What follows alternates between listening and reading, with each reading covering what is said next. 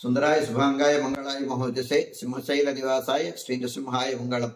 శ్రీ శ్రీ శ్రీ వరాహలక్ష్మీ నృసింహస్వామి వారి సన్నిధానంలో మాఘ శుద్ధ ప్రతిపత్తు గురువారం శ్రవణ నక్షత్రం జనవరి 31వ తారీఖు. యథావిధిగా 4 గంటల నుంచి సుప్రభాతం ఆరంభమవుతుంది.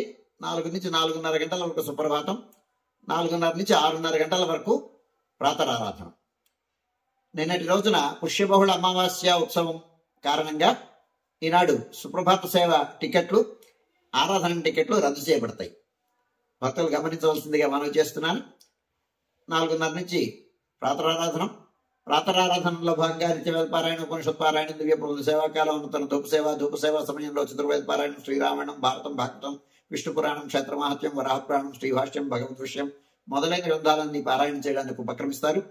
అనంతరం బాలభవన నివేదనం, అనంతరం నిత్యహోమం, బలిహరణం అయిన తర్వాత మంగళాశాసనం, చాత్మర గోష్ఠి, తీర్థ వినియోగం అయిన తర్వాత చుట్టు సన్నిధుల్లో మంగళాశాసనం పూర్తి చేసుకున్న తర్వాత సుమారు 6:30 గంటల నుంచి సర్వదర్శనం ఆరంభమవుతుంది.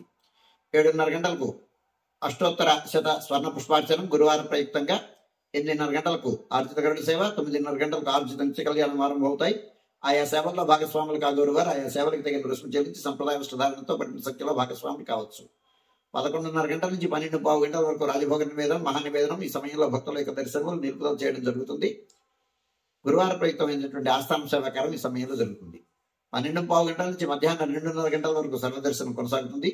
మధ్యాహ్నం 2:30 గంటల నుంచి 3 గంటల వరకు మధ్యాహ్న విరామం. ఈ సమయంలో భక్తుల యొక్క దర్శనములు నిలుపుదల చేయడం జరుగుతుంది.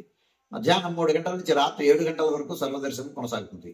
సాయంకాలం 5 గంటల నుంచి 5:30 గంటల వరకు సహస్రనామార్చనం. 7 గంటల నుంచి 8:30 గంటల వరకు రాత్రి ఆరాధన. రాత్రి ఆరాధనలో భాగస్వాములు కాగోరువారు దానికి తగిన రుసుము చెల్లించి సంప్రదాయ వస్త్రధారణతో పరిమిత సంఖ్యలో భాగస్వాములు కావచ్చు. 8:30 గంటల నుంచి 9 గంటల వరకు సర్వదర్శనం కొనసాగుతుంది. 9 గంటలకు ఏకాంత సేవ కవాటబంధనంతో ఈనాటి కార్యక్రమం సుసంపన్నమవుతుంది.